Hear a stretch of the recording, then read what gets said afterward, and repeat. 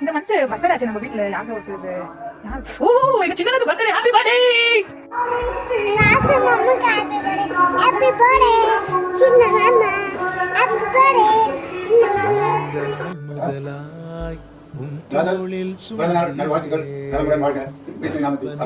மேலாய் தன் பாசம் வைத்தீரே பிறந்த நாள் முதலாய் உன் தோளில் தகப்பனிலும் பாசம் வைத்தீரேவான பெண்கள் கொடுங்காற்றாய் மாறி அடித்த வேளையிலும் எனக்கு கீழே விடவில்லை மெதுவான பெண்கள் To my lovely brother, I wish you many more happy returns of the day. God bless you. Love you so much.